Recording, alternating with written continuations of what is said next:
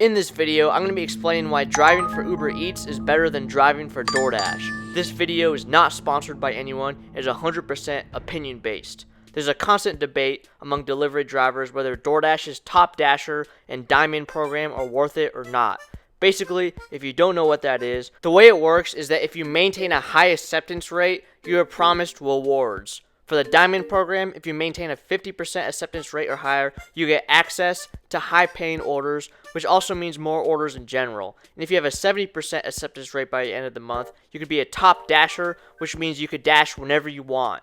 Like I mentioned, there's a lot of people who claim it's worth it now to be in this Diamond high-paying program, and it might be the case considering there are less orders for people who aren't in these programs. But the reason I will never try any of these programs is because of the simple concept that these programs are slipping away from the entire definition of gig work as a whole. For example, a gig like DoorDash should be as simple as an offer where you can see how much a payout is, how many miles it is, and how much work you'll have to do to complete the order, and then based on this information, you could simply accept or decline. But DoorDash has created a system where it's a deal scenario where they will get what they want first, which is the low pay orders delivered, and then you could get the quote unquote good orders later. No time to argue. Throw me the idol, I throw you the whip. Give me the whip. Adios, señor. Obviously, accepting orders that you wouldn't usually accept, but only doing because of a promise to get better ones later, is going to mean you can be working for less upfront, and by the time you get the better orders, you can't forget that you have to balance out the two when it comes to your hourly pay for that month. Now, I've never tried these programs, and it's fair to argue that you can't bash something you've never tried, but it's pretty clear to me that I don't have to try this because I have Uber Eats.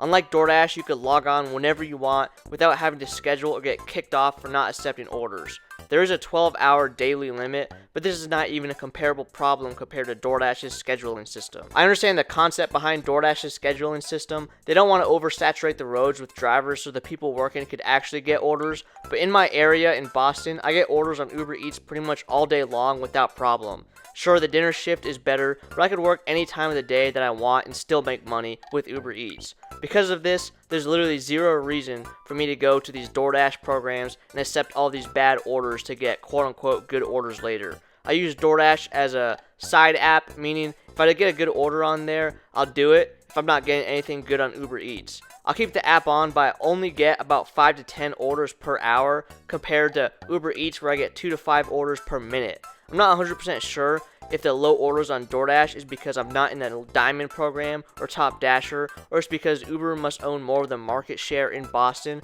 but it's likely a mix of both. But an important factor in the Uber Eats versus DoorDash debate is that some states have higher and lower market shares with these apps. Even I experienced this in North Carolina. It was actually the opposite. DoorDash was more busy. But most of the time when I worked there, it was before the Top Dasher feature where the system was more random and non-favored towards certain accounts. At the end of the day, I think it's 100% going to be better to be in an area where Uber Eats is the main app compared to an area where DoorDash is the main app. Uber Eats acceptance rate does not make any difference in the type of orders that you get, which is how it should be. And the choice to log on whenever you want is obviously superior to DoorDash's scheduling system. Like I mentioned, I'm fully aware that Boston's Uber Eats market is above average, and there are people out there who need Top Dasher, and if the DoorDash app itself is purely their only source of income, they have to go accept every order at the end of the month to get it. And I think that DoorDash's main target are these type of people when it comes to this program, and if you want to work full weeks, you have no choice but to do this. So while I believe that Uber Eats is the better app, it's always the best idea to have every app downloaded as possible so you could have the most amount of options when accepting orders throughout the day. I have 5 main delivery apps that I use, being Uber Eats, DoorDash, Instacart, Grubhub, and Walmart Spark, and 70% of the orders that I do are mainly coming from Uber Eats. But let me know in the comments below whether you think it's worth it to be a Top Dasher or not, or whether you think DoorDash is better than Uber Eats. I'd love to hear everyone's opinion. Hit that subscribe button if you enjoyed the video and food delivery content, and we will see you in the next one.